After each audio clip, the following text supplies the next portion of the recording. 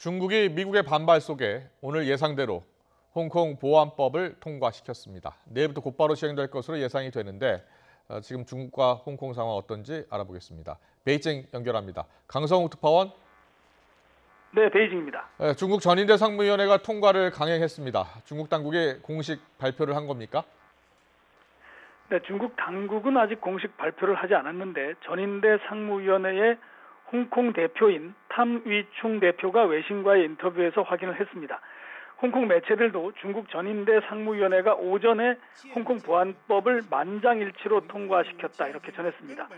이제 홍콩 정부 그리고 자문기구인 홍콩 기본법위원회와 협의를 해서 홍콩 기본법, 그러니까 홍콩의 헌법 같은 성격의 법률인데 이것에 부칙 3조에 넣는 형식적 절차만이 남아있습니다. 곧바로 오늘 오후에 홍콩에서 홍콩 기본법위원회 위원들 그리고 중국 전인대와 정협에 파견되는 홍콩 대표들이 모두 모여서 홍콩 기본법을 추인할 것으로 알려졌습니다.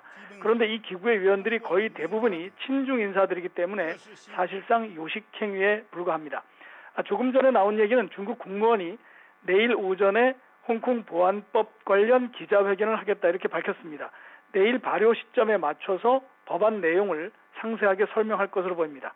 홍콩 보안법은 이 홍콩이 아니라 홍콩의 안보를 지키겠다는 명목으로 중국 정부, 중국 당국이 직접 만드는 법입니다.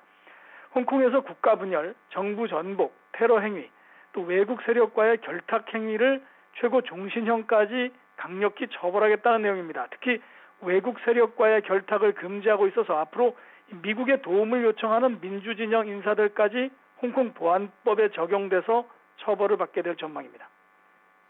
네, 그렇다면 이 홍콩 민주진영의 타격이 클 것 같은데요. 어떤 반응이 나오고 있습니까? 네, 전인대의 보안법 통과 소식이 오늘 전해지자 오늘 낮에 홍콩 시내 대형 쇼핑몰에 약 100명 정도의 시위대가 모여서 반대 구호를 외쳤습니다. 이들은 내일 보안법 반대 집회 참여를 촉구하는 손팻말도 들고 나왔는데 경찰이 일부는 체포하고 일부는 강제 해산을 시켰습니다. 지난해 송환법 반대 시위 때 200만 명이 모였던 것과 비교하면 동력은 많이 약해진 모습입니다. 실제로 최근 홍콩 보안법 반대를 위한 총파업과 등교 거부 찬반 투표가 있었는데 둘 다 정족 수도 채우지 못하고 무산됐습니다. 대표적인 민주진영 인사인 조슈아 웡은 오늘 야당인 데모시스토당의 비서장직에서 사퇴하고 앞으로는 개인 자격으로 신념을 실천하겠다 이렇게 밝혔습니다. 또 앞으로 자신의 목소리가 들리지 않더라도 홍콩의 자유를 지키기 위해 노력해달라면서 국제사회의 지원을 호소하게 됐습니다. 현지 언론들은 경찰의 불어 방침에도 불구하고 일부 단체들이 내일 홍콩 반환 기념일에 맞춰서 집회를 강행할 것이라고 보도를 했습니다. 내일 시위도 소규모에 그칠 것으로 예상이 되는 가운데 일부는 시민 불복종 운동에 나설 것이라는 전망도 나오고 있습니다.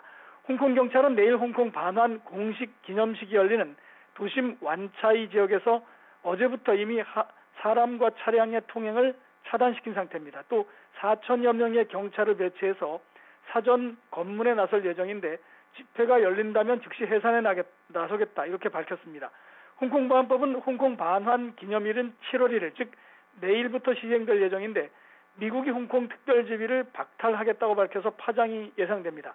이 캐리람 홍콩 행정장관은 그러나 오늘 미국의 제재가 두렵지 않다면서 중국 중앙정부가 대응에 나서면 거기에 따르겠다 이렇게 말했습니다.